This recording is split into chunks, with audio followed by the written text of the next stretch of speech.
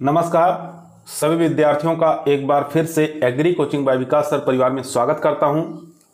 हम लोग रोज एग्रीकल्चर के बेहतरीन प्रश्नों के साथ मुलाकात करते हैं।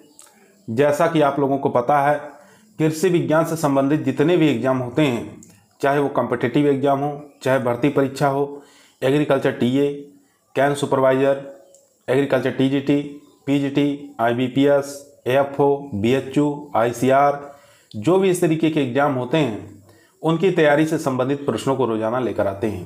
प्यारे विद्यार्थियों, जितने भी आप लोग हमारे चैनल से जुड़े हैं, सबका हम एग्री कोचिंग बाय विकास सर परिवार में स्वागत करते हैं। चलिए आज की क्लास शुरू की जाए। फर्स्ट क्वेश्चन आपकी स्क्रीन पर आ चुका है दोस्तों। क्वेश्चन कह रहा है, फल वृक्षों को लगाने की षष्ठभुजाकार विधि में वर्गाकार विधि की अपेक्षा कितने प्रतिशत अधिक पौधे लगाए जा सकते हैं। काफ़ी मोस्ट और इम्पोर्टेंट क्वेश्चन है दोस्तों। 5%, 10%, 15% या 20%। तो इसका जो राइट आंसर हो जाएगा वो हो जाएगा 15%। यहाँ पर सी ऑप्शन यहाँ पर राइट आंसर हो जाएगा दोस्तों। ये जो वर्गाकार विधि है, ये विधि सबसे सरल और सबसे ज़्यादा काम में ली जाती है। ठीक है, याद रखेंगे, एग्जाम में पूछ सकता है सबसे सरल विधि कौन सी है। तो आपको याद रखना है वर्गाकार विधि सबसे सरल होती है और सबसे ज़्यादा काम में भी इसी विधि का प्रयोग में लिया जाता है। ठीक है, और यहाँ पर षष्ठभुजाकार जो देख रहे हैं ये वाला, ये विधि ऐसी है, इसके अंदर 6 पौधे मिलकर एक षष्ठभुजाकार निर्माण करते हैं। ठीक है, और 7वां जो पौधा लगता है वो स्थायी पौधा होता है। तो ये काफ़ी इंपॉर्टेंट क्वेश्चन है दोस्तों एग्जाम की दृष्टि से। और यहाँ पर अगर पूछे एग्जाम में कि स्थायी पौधे किस विधि में सबसे ज़्यादा पौधे लगाए जाते हैं, तो किस विधि में सबसे ज़्यादा पौधे लगाए जा सकते हैं, तो आपको याद रखना है पूरक विधि। ठीक है, पूरक विधि जो है इसमें सबसे अधिक पौधे लगाए जा सकते हैं। इसी को कहते हैं क्विंसन विधि। ठीक है, क्विंसन विधि के नाम से भी इसको जाना जाता है। तो चलते हैं क्वेश्चन नंबर 2 पर। क्वेश्चन नंबर 2 दोस्तों आपकी स्क्रीन पर आ चुका है। ध्यानपूर्वक पढ़िए और इसका आंसर दीजिए। क्वेश्चन कह रहा है, खजूर की देर से पकने वाली किस्म बताना है। खजूर की देर से पकने वाली किस्म हलावी है, मेडजूल है, जाहिदी है या सामरान है। काफ़ी अच्छा इंपॉर्टेंट क्वेश्चन है दोस्तों। तो यहाँ पर जो राइट आंसर हो जाएगा वो हो जाएगा मेडजूल। मेडजूल ऐसी वैरायटी है जो खजूर की देर से पकने वाली वैरायटी है। ठीक है, हलावी की बात कर लें तो हलावी राजस्थान के अंदर और भारत के लिए उपयुक्त वैरायटी है। राजस्थान और भारत के लिए उपयुक्त वैरायटी है। और हलावी जो वैरायटी है इसको खलल अवस्था में तोड़ा जाता है। ठीक है, खलल अवस्था में इसको तोड़ा जाता है, ये आपको याद रखना है। एक वैरायटी और याद रखेंगे, चिप चेप। ठीक है, चिप चेप किसकी वैरायटी है? चिप चेप भी खजूर की ही वैरायटी है। ठीक है, काफ़ी इंपॉर्टेंट वैरायटी है। और ये क्यों फेमस है? ठीक है, चिप चेप ये पोलन के लिए, ठीक है, पोलन के लिए अच्छी वैरायटी मानी जाती है ये चिप चेप। और कुछ चीज़ें इसमें याद रखेंगे। याद आपको ये रखना है कि आपको ये इसमें खजूर के अंदर जो होता है हैंड पॉलिनेशन होता है। ठीक है, हैंड पॉलिनेशन होता है, आपको याद रखना है। पर परागण होता है। ठीक है, पर परागण होता है। एक बीज पत्री है। ठीक है, एक बीज पत्री होता है खजूर, एक लिंगी होता है। ठीक है, इसका वैज्ञानिक नाम होता है फोनिक्स डेक्टाइलिफेरा। ठीक है, क्या नाम होता है? फोनिक्स डेक्टाइलिफेरा इसका वैज्ञानिक नाम होता है। फैमिली की बात करें तो पोमी फैमिली से, यानी कि पोमी फैमिली से ये बिलोंग करता है, या एरिकेसी कह सकते हैं। ठीक है, चलते हैं क्वेश्चन नंबर 3 पर। क्वेश्चन नंबर 3 आपकी स्क्रीन पर आ चुका है दोस्तों। फूल गोभी में भूरी गलन व्याधि किस तत्व की कमी के कारण होता है? कैल्शियम की कमी, मैग्नीज, बोरान या सल्फर। काफ़ी अच्छा इंपॉर्टेंट क्वेश्चन है दोस्तों। तो यहाँ पर जो राइट आंसर हो जाएगा बोरान तत्व की कमी के कारण। सी ऑप्शन यहाँ पर राइट आंसर हो जाएगा दोस्तों। एक पूछता है ब्राउनिंग। ठीक है, क्या पूछता है? ब्राउनिंग। तो ब्राउनिंग किसकी कमी से होता है? तो ब्राउनिंग आप याद रखेंगे बोरान तत्व की कमी के कारण होता है। ब्राउनिंग किसमें होता है? बोरान तत्व की कमी के कारण होता है। एक पूछता है बटनिंग। ठीक है, क्या पूछता है? बटनिंग पूछता है। बहुत ही इंपॉर्टेंट चीज़ें हैं। ये होता है नाइट्रोजन की कमी। ठीक है, नाइट्रोजन की कमी के कारण बटनिंग होता है। इसके बाद एक चीज़ और याद रखेंगे, होलो स्टेम। ठीक है, होलो स्टेम याद रखेंगे। होलो स्टेम क्या होता है? नाइट्रोजन की अधिकता के कारण, नाइट्रोजन की अधिकता के कारण होता है होलो स्टेम। ठीक है, और देखेंगे एक चीज़ होता है वीप टेल। ठीक है, क्या होता है? वीप टेल होता है, वीप टेल। वीप टेल में क्या होता है, MO यानी कि मोलिब्डेनम की कमी के कारण, ठीक है, मोलिब्डेनम की कमी के कारण वीप टेल हो जाता है। एक वर्ड आता है इसमें स्कूपिंग, ठीक है, स्कूपिंग पूछता है किससे संबंधित है, तो स्कूपिंग आप याद रखेंगे, स्कूपिंग जो है ये इसमें पात गोभी में प्रयोग किया जाता है बीजों उत्पादन के लिए, ठीक है, बीजों उत्पादन के लिए स्कूपिंग का प्रयोग करते हैं। इसमें कर्ड का बीच वाला जो भाग होता है उसको हटा दिया जाता है, ठीक है, उसी को कहा जाता है स्कूपिंग। तो यहाँ पर दोस्तों जो राइट आंसर था हमारा सी ऑप्शन राइट आंसर था। चलते हैं क्वेश्चन नंबर 4 पर। क्वेश्चन नंबर दोस्तों 4 आपकी स्क्रीन पर आ चुका है। दोस्तों यदि आप लोगों को वीडियो पसंद आ रही है तो लाइक करिए, शेयर करिए, और चैनल पे नए आए हैं तो सब्सक्राइब करना ना भूलिए। क्वेश्चन नंबर 4 कह रहा है नेशनल हॉर्टिकल्चर बोर्ड का मुख्यालय कहाँ स्थित है? करनाल में है, रेवाड़ी में है, गुरुग्राम में है, हिसार में है।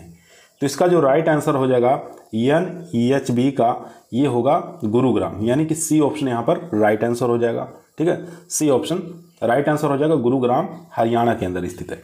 इसकी स्थापना कब हुई थी? 1984 में इसकी स्थापना हुई थी।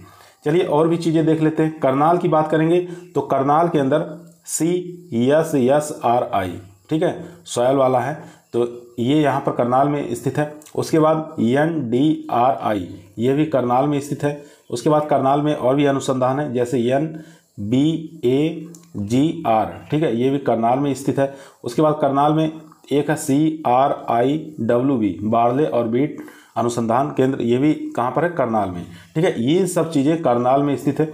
इसके अलावा देखेंगे यहाँ पर गुरुग्राम में तो नेशनल हॉर्टिकल्चर बोर्ड का मुख्यालय हो गया। ये क्या काम करता है? हॉर्टिकल्चर के डाटा को इकट्ठा करता है, ठीक है, हॉर्टिकल्चर के जितने भी डाटा होते हैं उसको इकट्ठा करता है ये, ठीक है। हिसार की बात करेंगे तो हिसार में 2 अनुसंधान केंद्र है। एक याद रखेंगे भैंस अनुसंधान केंद्र, ठीक है, भैंस अनुसंधान केंद्र। दूसरा आप याद रखेंगे यहाँ पर आसु यानी कि घोड़ा अनुसंधान केंद्र, ठीक है, ये दोनों ही हिसार के अंदर स्थित है जो कि हरियाणा में स्थित है। तो यहाँ पर हमारा सी ऑप्शन राइट आंसर हो जाएगा दोस्तों। चलते हैं क्वेश्चन नंबर 5 पर। क्वेश्चन नंबर देखेंगे 5 नंबर क्वेश्चन स्क्रीन पर आ चुका है। जैविक मृदा में जैविक पदार्थों की मात्रा होती है 20% से अधिक, 10 से 20%, 5 से 10% या 5% से कम। तो यहाँ पर जो राइट आंसर हो जाएगा दोस्तों ये ए ऑप्शन राइट आंसर हो जाएगा, 20% से अधिक होता है, ठीक है। यहाँ पर जैविक पदार्थों की मात्रा पूछा था, तो जैविक पदार्थ यानी कि कार्बनिक पदार्थ की मात्रा 20% से अधिक होती है। अगर यही खनिज की बात करता तो खनिज मृदा के अंदर 20% से कम मात्रा पाई जाती है, ठीक है, 20% से कम मात्रा ऑर्गेनिक मटेरियल की पाई जाती है। तो यहाँ पर जो जैविक है यहाँ पर ह्यूमस की अधिकता होगी, ठीक है, इसमें क्या होती है? ह्यूमस की अधिकता होती है। ह्यूमस जो होता है वो अम्लीय प्रकृति का होता है, ठीक है, और सबसे ज़्यादा ह्यूमस जो है किस संस्तर में पाया जाता है? तो ओ जो संस्तर है इसके अंदर ह्यूमस की मात्रा अधिक पाई जाती है, ओ संस्तर के अंदर, ठीक है। ह्यूमस जो होते हैं किस प्रकार की प्रकृति के? आर्द्र क्षेत्रों में ह्यूमस की मात्रा अधिक पाई जाती है। जो आर्द्र वाले क्षेत्र होते हैं उसमें ह्यूमस की मात्रा अधिक पाई जाती है, ठीक है, ये चीज़ें आपको याद रखना है। तो यहाँ पर जो राइट आंसर हो जाएगा दोस्तों वो हो जाएगा ए ऑप्शन। चलते हैं क्वेश्चन नंबर 6 पर। क्वेश्चन नंबर 6 दोस्तों आपकी स्क्रीन पर आ चुका है। क्वेश्चन कह रहा है कम क्षेत्रफल में चावल की नर्सरी तैयार करने के लिए उपयुक्त विधि कौन सी है? डेपोग विधि, शुष्क क्यारी विधि, गीली क्यारी विधि या SRI विधि? तो इंपॉर्टेंट क्वेश्चन है दोस्तों। तो इसका राइट आंसर हो जाएगा यहाँ पर डेपोग विधि, ठीक है, डेपोग विधि यहाँ पर राइट आंसर हो जाएगा। और यहाँ पर बात करें चावल उत्पादन में, चावल की बात करें तो उत्पादन के अंदर चावल उत्पादन की बात करें तो वेस्ट बंगाल फर्स्ट रैंक पर है, इसके बाद यूपी का नंबर आता है, इसके बाद बात करें तो पंजाब का नंबर आता है, ठीक है, ये आपको याद रखना है। क्षेत्रफल की बात करें, चावल के क्षेत्रफल की बात करें तो उत्तर प्रदेश का क्षेत्रफल में प्रथम स्थान आता है, ठीक है। अब इसके बाद हम उत्पादकता की बात कर लेते हैं, उत्पादकता, ठीक है, प्रोडक्टिविटी की बात कर लेते हैं तो पंजाब का पहला नंबर आता है, ठीक है।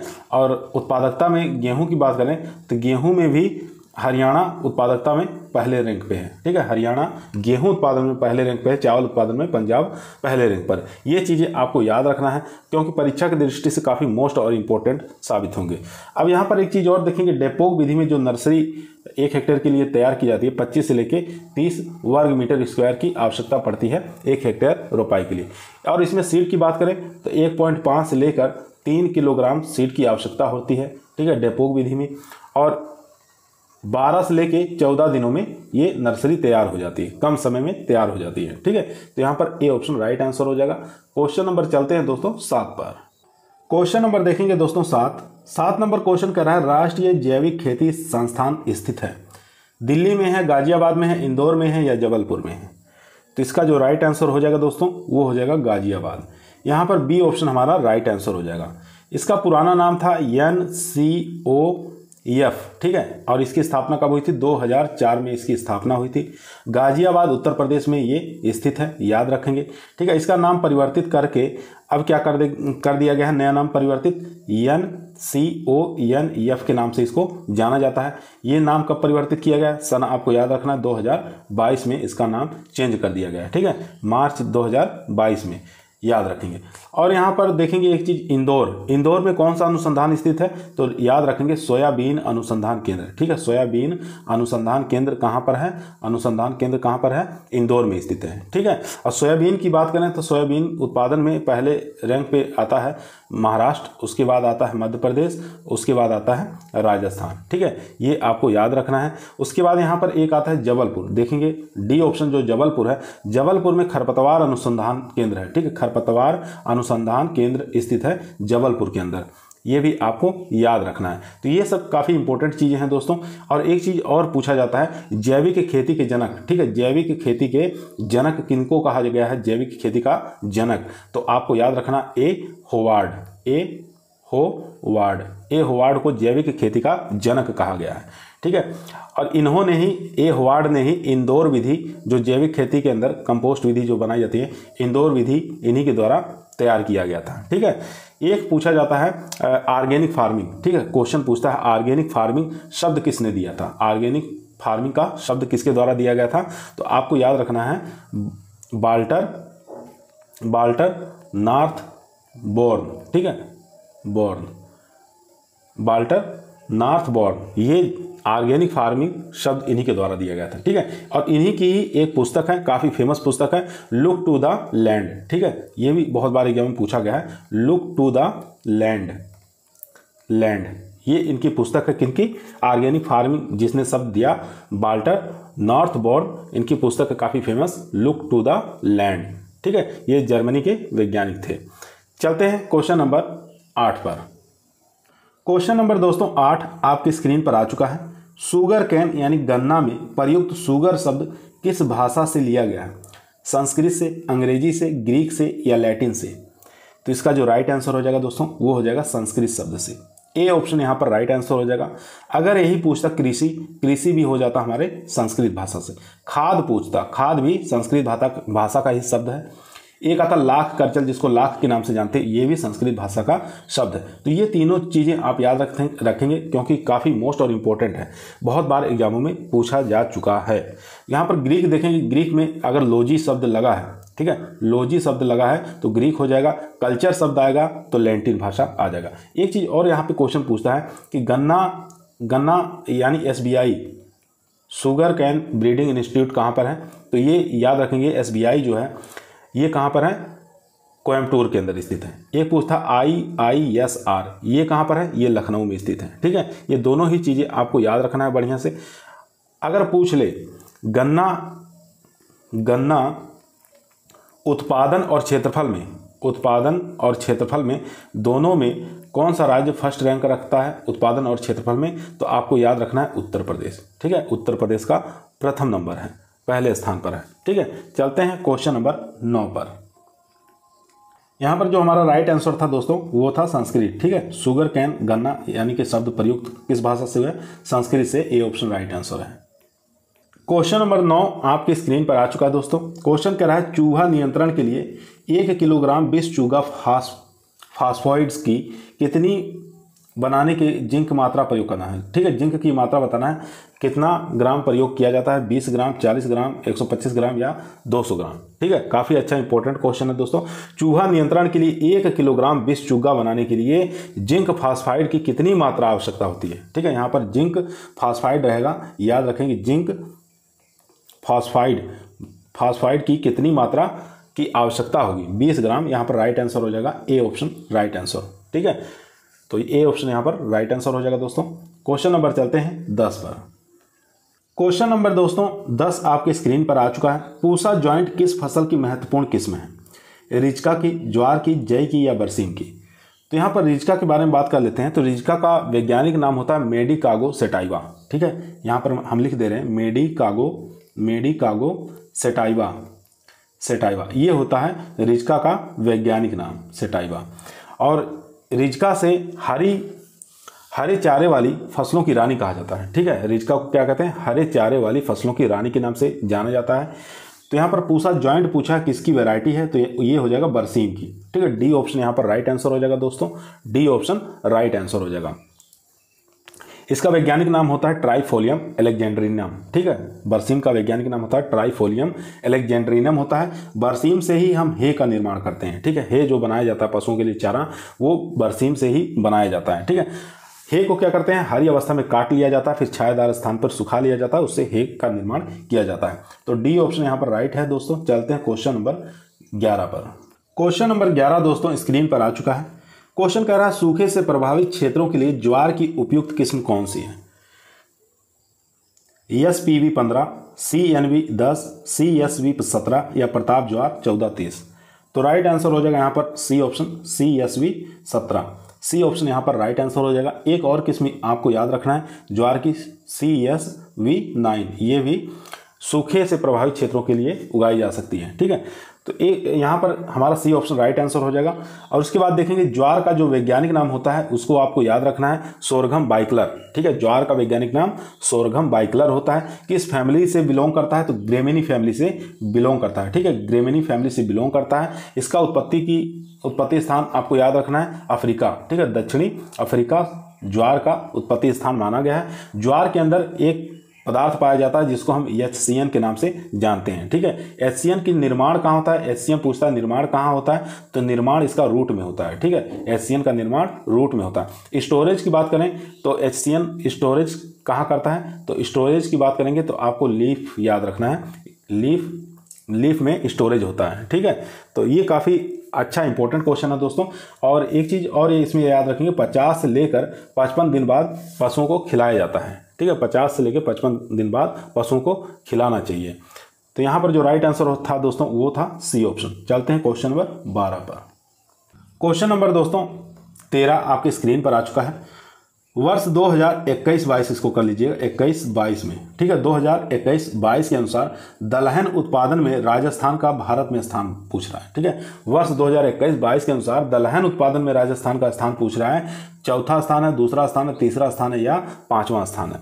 अब देखिए यहाँ पर दलहन उत्पादन की बात कर रहा है। दलहन उत्पादन में फर्स्ट जो रैंक रखता है पूरे भारत के अंदर वो रखता है मध्य प्रदेश। ठीक है, दलहन उत्पादन में प्रथम स्थान पर मध्य प्रदेश है, दूसरे स्थान पर महाराष्ट्र है, तीसरे स्थान पर आपका आ जाएगा राजस्थान। तो यही तो पूछा था यहाँ पर, दलहन उत्पादन पे राजस्थान का स्थान तीसरा स्थान हो जाएगा। सी ऑप्शन यहाँ पर राइट आंसर हो जाएगा।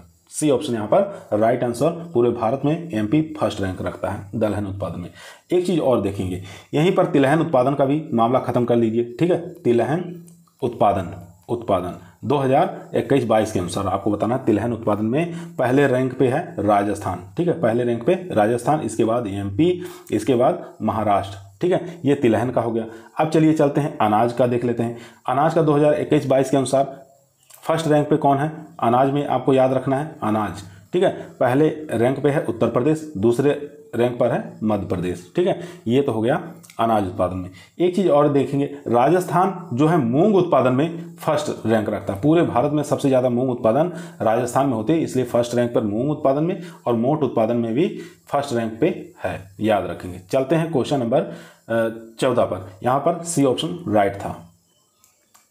क्वेश्चन नंबर दोस्तों 14, सामान्यतः माइक्रो जल ग्रहण का क्षेत्रफल होता है, आपको बताना है 50,000 से लेकर 2 लाख हेक्टेयर, 10,000 से 50,000, 1,000 से 10,000 या 100 से 1,000 हेक्टेयर। काफ़ी मोस्ट और इम्पोर्टेंट क्वेश्चन है दोस्तों। तो यहाँ पर राइट आंसर हो जाएगा हमारा डी ऑप्शन। ठीक है, यहाँ पर 100 से 1,000 हेक्टेयर।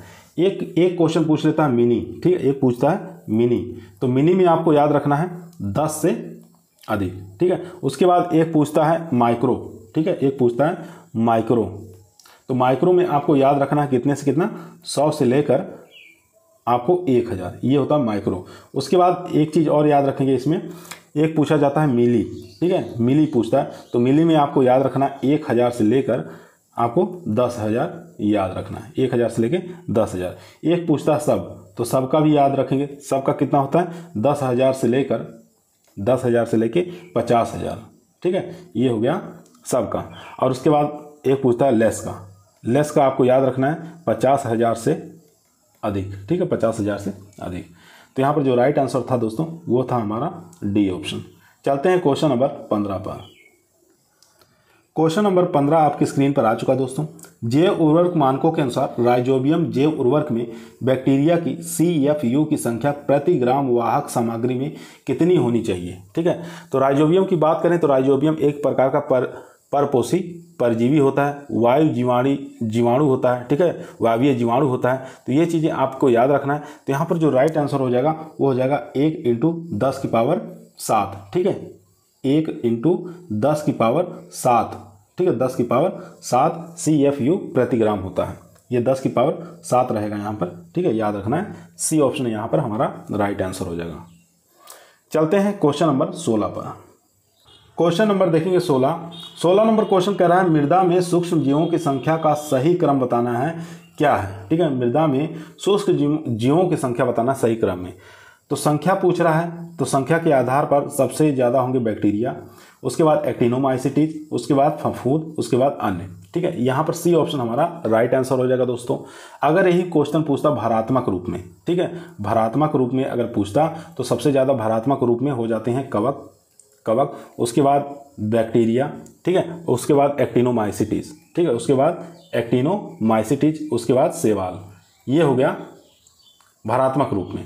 अगर यही क्वेश्चन पूछता अम्लीय मृदाओं में सबसे ज़्यादा संख्या, ठीक है, अम्लीय भूमियों में सबसे ज़्यादा संख्या किसकी पाई जाती है, तो कवक की पाई जाती है, ठीक है, अम्लीय भूमि में सबसे ज़्यादा संख्या कवक की पाई जाती है। अगर शुष्क भूमियों में पूछे, शुष्क भूमियों में, तो शुष्क भूमियों में सबसे ज़्यादा संख्या किसकी पाई जाती है, एक्टिनोमाइसिटीज की संख्या शुष्क भूमियों में सबसे अधिक पाई जाती है। ये चीज़ें आपको याद रखना है, परीक्षा की दृष्टि से काफ़ी मोस्ट और इंपॉर्टेंट साबित होंगे, ठीक है। तो यहाँ पर जो राइट आंसर हो जाएगा हमारा सी ऑप्शन राइट आंसर हो जाएगा दोस्तों। चलते हैं क्वेश्चन नंबर 17 पर। क्वेश्चन नंबर देखेंगे 17 नंबर क्वेश्चन कह रहा है नासी जीवों द्वारा होने वाले सकल फसल नुकसान में सबसे ज़्यादा होता है। तो नासी जीवों द्वारा होने वाला सकल फसल नुकसान में सबसे ज़्यादा किसका होता है, कीटों से होता है, पादप रोगों से होता है, खरपतवारों से होता है या अन्य से होता है। तो सबसे ज़्यादा नुकसान की बात करें तो खरपतवारों द्वारा होता है, सी ऑप्शन यहाँ पर राइट आंसर हो जाएगा। इसके बाद रोगों, ठीक है, रोगों का नंबर आता है, उसके बाद कीटों का नंबर आता है, ठीक है। ये क्रम आपको याद रखना है, खरपतवार, रोग और उसके बाद कीट। चलते हैं क्वेश्चन नंबर 18 पर। क्वेश्चन नंबर देखेंगे 18 नंबर क्वेश्चन कह रहा है परीक्षण के लिए मृदा नमूने में मृदा कणों का आकार होना चाहिए 2 मिलीमीटर से कम, 2 मिलीमीटर से कम, 0.2 मिलीमीटर से कम, या 0.2 मिलीमीटर से कम, या 2 मिलीमीटर से 4 मिलीमीटर। तो यहाँ पर जो राइट आंसर हो जाएगा दोस्तों वो हो जाएगा ए ऑप्शन, यानी 2 मिलीमीटर से कम जितने भी भार होंगे उनका हम मृदा परीक्षण में हम काम में लेते हैं, ठीक है, सॉइल टेस्टिंग के रूप में काम में लिया जाता है। 2 मिलीमीटर से वेट अगर उसका कम है तो ए ऑप्शन राइट आंसर हो जाएगा।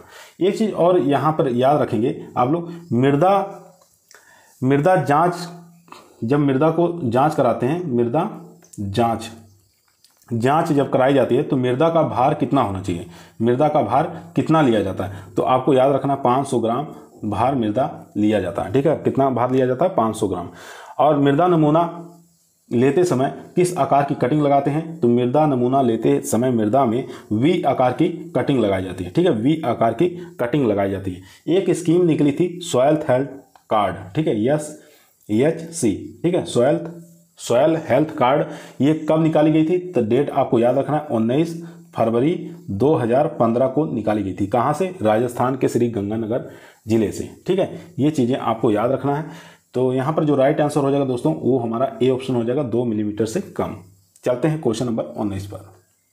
क्वेश्चन नंबर देखेंगे 19, चने का उत्पत्ति स्थान पूछ रहा कहाँ है, दक्षिणी पश्चिमी एशिया, पूर्वी एशिया, पूर्वी मेडिटेरियन या दक्षिणी अफ्रीका। तो राइट आंसर हो जाएगा ए ऑप्शन, दक्षिणी पश्चिमी एशिया जो है चने का उत्पत्ति स्थान माना गया है, ठीक है। और यही गेहूं का उत्पत्ति स्थान भी माना गया है, गेहूं का उत्पत्ति स्थान भी यही माना गया। चने का वैज्ञानिक नाम क्या होता था? चने का वैज्ञानिक नाम दोस्तों होता है साइसर एरिटेनम के नाम से जानते हैं, साइसर एरिटेनम के नाम से जाना जाता है, चने का वैज्ञानिक नाम होता है। इसको हम चिकपी कहते हैं, बंगाल ग्राम भी कहा जाता है, ठीक है। किस नाम से जानते हैं? चिकपी कहते हैं, बंगाल ग्राम कहते हैं, ठीक है। ये दलहनी फसलों का राजा कौन है? चना है, ठीक है। दलहनी फसलों का राजा कौन हो जाएगा? चना हो जाएगा दोस्तों। और याद रखेंगे भारत में मुख्य रूप से रबी सीजन में इसको उगाया जाता है चने को, ठीक है। एक होता है देसी चना, एक होता है भूरा। देसी या भूरा चना जो होता है उसका क्रोमोसोम नंबर आपको याद रखना है 2n बराबर 14 होता है, ठीक है। 2n बराबर 14 होता है, ये देसी चना का होता है जिसको भूरा चना कह सकते हैं। एक होता है काबुली चना, ठीक है। क्या होता है? एक काबुली चना होता है, काबुली, जिसको व्हाइट वाला चना कहा जाता है, सफ़ेद चना कहा जाता है। इसका 2n बराबर क्रोमोसोम संख्या होता है 16, ठीक है। याद रखेंगे 2n बराबर 16 इसका उत्पत्ति स्थान, ये क्रोमोसोम नंबर होता है काबुली चने का। चने का जो प्रमुख रोग है दोस्तों क्या हो जाएगा? रोग पूछे चने का प्रमुख रोग क्या होता है, तो चने का जो प्रमुख रोग होता है वो हो जाएगा विल्ट, ठीक है। चने का प्रमुख रोग होता है विल्ट। और अगर कीट पूछे कौन सा कीट इसका प्रमुख कीट माना जाता है, तो पोड बूरर, ठीक है। पोड बूरर जो है ये चने का प्रमुख कीट माना जाता है, जिसका वैज्ञानिक नाम होता है हेलिकोकार्पा आर्मीजेरा, ठीक है। क्या नाम होता है? हेलिकोकार्पा आर्मीजेरा पोड बूरर का वैज्ञानिक नाम होता है। चलते हैं क्वेश्चन नंबर 20 पर। क्वेश्चन नंबर देखेंगे 20 नंबर क्वेश्चन करें, केंद्रीय बरानी कृषि अनुसंधान संस्थान कहाँ स्थित है?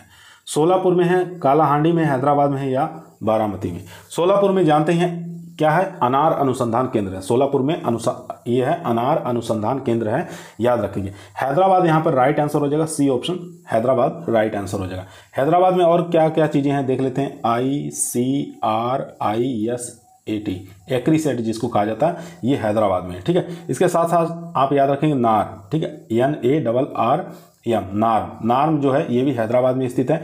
एक चीज़ और याद रखेंगे यहाँ पर CRID एक्रीडा कहाँ स्थित है? ये भी हैदराबाद में स्थित है। एक और अनुसंधान केंद्र है ज्वार अनुसंधान केंद्र, ठीक है। ज्वार अनुसंधान केंद्र कहाँ है? ये भी हैदराबाद में स्थित है। काफ़ी मोस्ट इंपॉर्टेंट है हैदराबाद, ठीक है। यहाँ पर बहुत सारे अनुसंधान केंद्र हैं, तो इसलिए सी ऑप्शन यहाँ पर राइट है। चलते हैं क्वेश्चन नंबर दोस्तों 21 पर। क्वेश्चन नंबर देखेंगे 21, कपास में वॉलवर्म नियंत्रण के लिए फेरोमोन प्रपंच बीज अंकुरण के कितने दिन बाद प्रयोग किया जाता है? ठीक है, बीज अंकुरण के कितने दिन बाद प्रयोग किया जाता है? 75 दिन बाद, 21 दिन बाद, 55 दिन बाद या 90 दिन बाद? तो यहाँ पर जो राइट आंसर हो जाएगा दोस्तों 21 दिन बाद इसका प्रयोग किया जाता है। ये जो मादा होती हैं उनको इकट्ठा कर लेता है फेरोमोन ट्रैप द्वारा, ठीक है। तो हार्मोन्स होता है, उसको वहाँ पर मादा जो होती हैं आके फंस जाती हैं।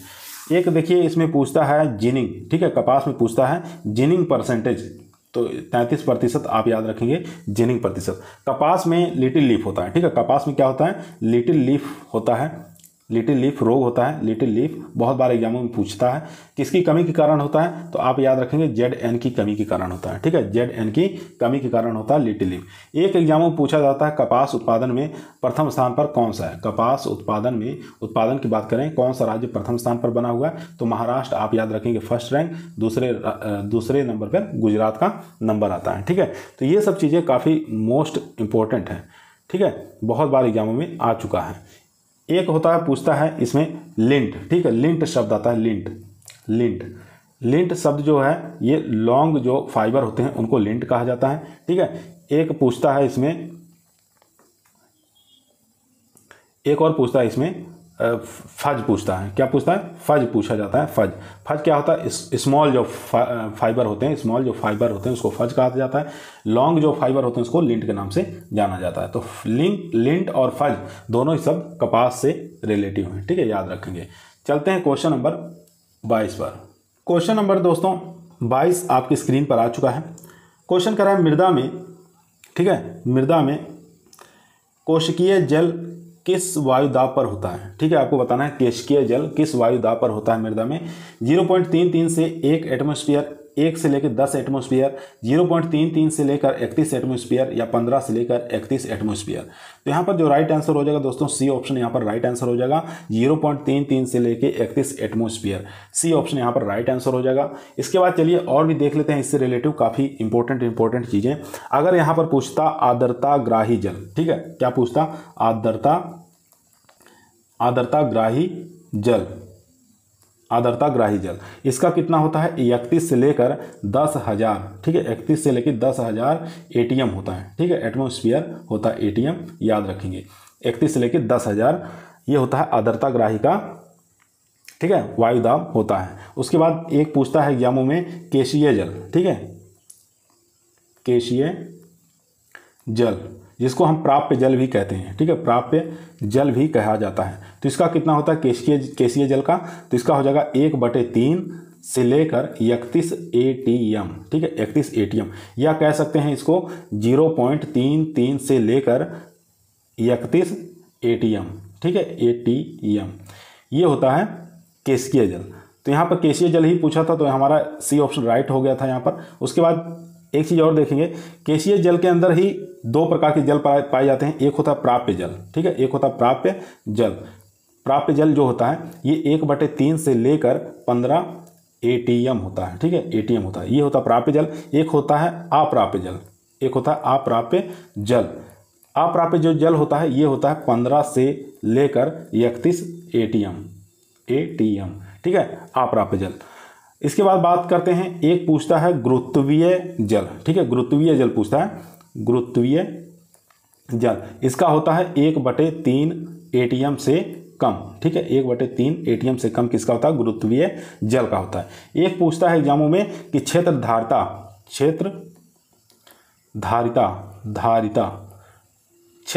जो जल होता है 1/3 एटीएम होता है, ठीक है, 1/3 एटीएम होता है। ये सब चीज़ें आप याद रखेंगे। तो यहाँ पर राइट आंसर था दोस्तों सी ऑप्शन राइट आंसर हो गया, ठीक है। चलते हैं क्वेश्चन नंबर 23 पर। क्वेश्चन नंबर देखेंगे 23, आज का ये लास्ट क्वेश्चन रहेगा दोस्तों, क्योंकि वीडियो काफ़ी बड़ी बन जा रही है, अपलोड करने में दिक्कतें होती हैं। तो यहाँ पर 23 नंबर क्वेश्चन देखेंगे, 1 किलो सोयाबीन से कितना सोया मिल्क तैयार किया जा सकता है। काफ़ी अच्छा इंपॉर्टेंट क्वेश्चन है। 1 से 2 किलोग्राम, 30 से 40 किलोग्राम, 10 से 12 किलोग्राम, 6 से 8 किलोग्राम। तो यहाँ पर जो राइट आंसर हो जाएगा 6 से 8 किलोग्राम 1 किलो सोयाबीन से सोया मिल्क तैयार किया जाता है। डी ऑप्शन यहाँ पर राइट आंसर हो जाएगा। एक चीज़ और देखेंगे, 1 किलो सोया मिल्क से कितना पनीर प्राप्त होता है, तो 250 ग्राम सोया पनीर प्राप्त होता है, ठीक है, सोया पनीर प्राप्त होता है 1 किलो सोया मिल्क से। ये भी पूछ सकता है एग्जाम में, काफ़ी मोस्ट और इम्पोर्टेंट है। उसके बाद देखेंगे इसका वैज्ञानिक नाम क्या था। सोयाबीन का वैज्ञानिक नाम अगर पूछ ले तो आपको याद होना चाहिए ग्लाइसिन मैक्स, ठीक है, ग्लाइसिन मैक्स जो होता है सोयाबीन का वैज्ञानिक नाम होता है। इसको कहते हैं गरीबों का मांस, ठीक है, गरीबों का मांस किसको कहते हैं, सोयाबीन को कहा जाता है, ठीक है, वेजिटेबल मीट कहा जाता है सोयाबीन को, ठीक है। और एक चीज़ और इसमें याद रखेंगे कि इसमें कौन कौन से कीट लगते हैं। कीट जो लगता है वो लगता है सेमी लूपर, ठीक है, सेमी लूपर जो है ये सोयाबीन का प्रमुख कीट माना जाता है। एक लगता है कैटरपिलर, ठीक है, कैटरपिलर और सेमी लूपर, ये दोनों ही कीट आपको याद रखना है दोस्तों। आज की वीडियो यहीं समाप्त हुई। आप लोगों को कैसा लगा कमेंट के अंदर बताइएगा। अच्छा लगा हो तो लाइक करिए, शेयर करिए, दोस्तों में सब्सक्राइबर करवाइए, ठीक है। कल फिर मुलाकात करते हैं एक नई वीडियो के साथ, तब तक सभी लोगों को धन्यवाद।